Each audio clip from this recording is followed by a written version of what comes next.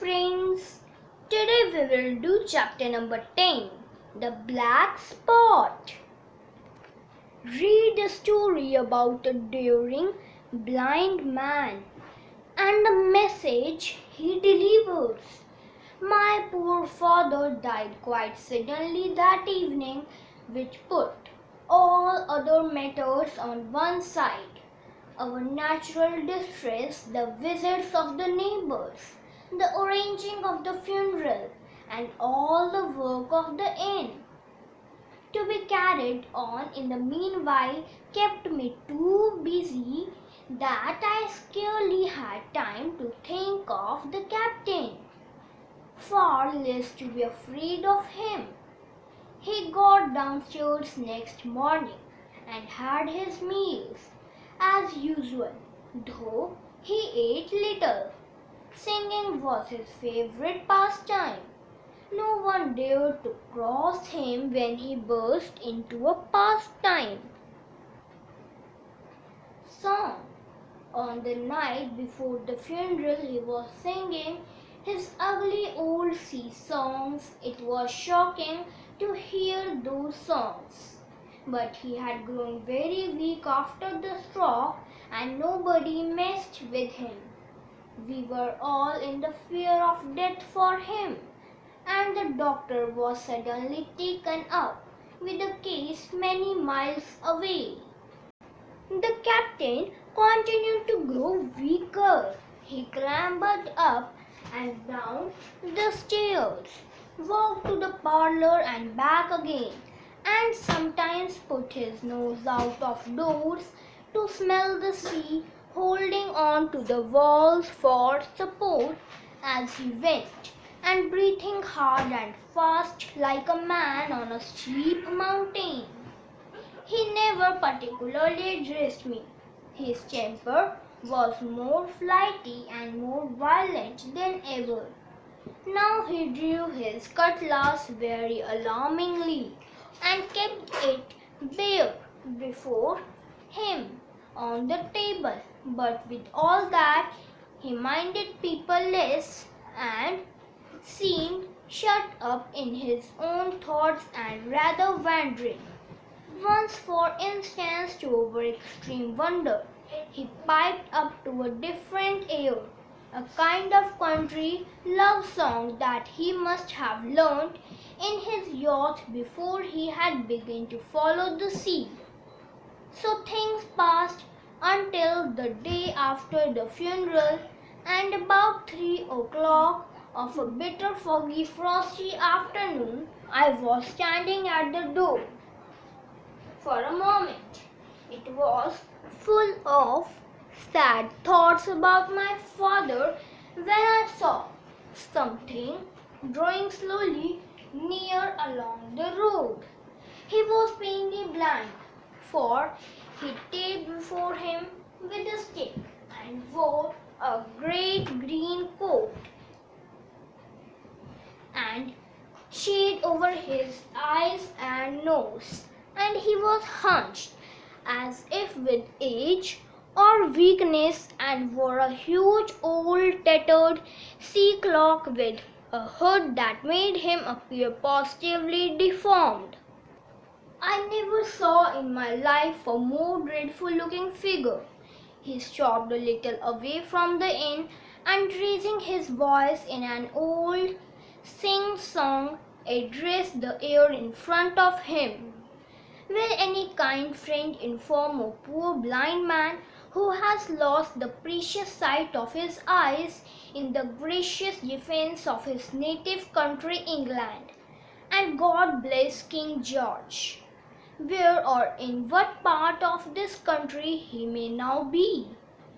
You are at the Admiral Benbow, Black Hill Cove, my good man, he said. Said I hear a voice, said he, a young voice. Will you give me your hand, my kind young friend, and let me in? I held out my hand, and the horrible, soft-spoken, eyeless creature gripped it in a moment like a vice. I was so much startled that I struggled to withdraw. But the blind man pulled me close up to him with a single action of his arm. "Now, boy," he said, "take me to the captain."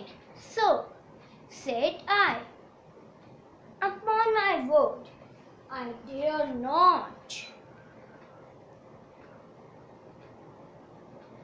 "Oh," he sneered, "that's it. Take me in straight or I will break your arm." And he gave it, as he spoke, a wrench that made me cry out. "Sir," said, "it is for yourself I mean. The captain is not what he used to be. He sits with a drawn cutlass." "Another gentleman." "Come, now march," he interrupted, and I never heard a voice so cruel and cold and ugly as that blind man's. It cowed me more than the pain, and I began to obey him at once, walking straight in at the door and towards the parlour where our sick old captain was sitting. The blind man clung close to me, holding me in one iron fist and leaning almost more of his weight on me than I could carry. Led me straight up to him, and when I am in view, cry out, "Here's a friend for you, Bill. If you don't, I will do this." And with that he gave me a twitch and that I thought would have made me faint.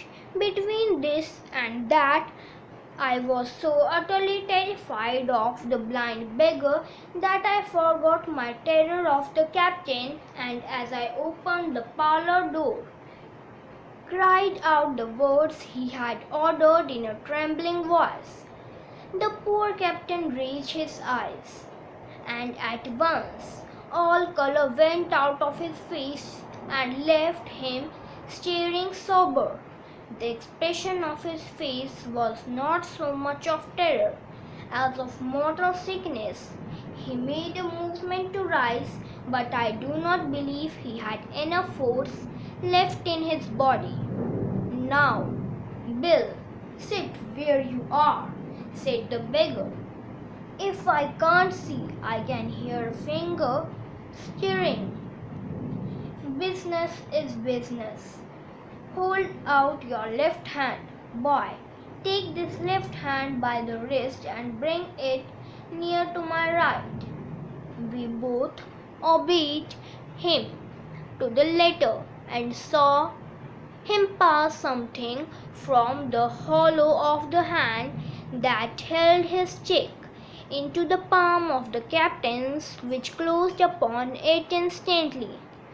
"And now that's done," said the blind man, and at the words he suddenly left hold of me. With incredible accuracy and nimbleness, skipped out of the parlour and into the road, where I stood motionless. I could hear his stick go tap, tap, tapping into the distance. It was some time before either I or the captain seemed to gather our senses, but at length, and about at the same moment, I released his wrist, which I was still holding, and he drew in his hand and looked sharply into the palm. He had a card in his palm. On one side of the card there was a big black spot. It was a symbol much feared by the pirates. The captain knew it meant either deposition or death. On the other side, the card bore a message. 10 o'clock, the captain cried. 6 hours, and he sprang to his feet. Even as he did so, he reeled, put his hand to his throat, stood swaying for a moment and then, with a peculiar sound, fell from his whole height, face foremost, to the floor. I ran to him at once, calling to my mother, but haste was all in vain. The captain had been struck dead by thundering apoplexy. It is a curious thing to understand, for I had certainly never liked the man, though of late I had begun to pity him, but as soon as I saw that he was dead, I burst into a flood of tears. It was the second death I had known, and the sorrow of the first was still fresh in my heart. An extract from the Treasure Island novel by R.L. Stevenson. Thank you, friends. Subscribe the channel.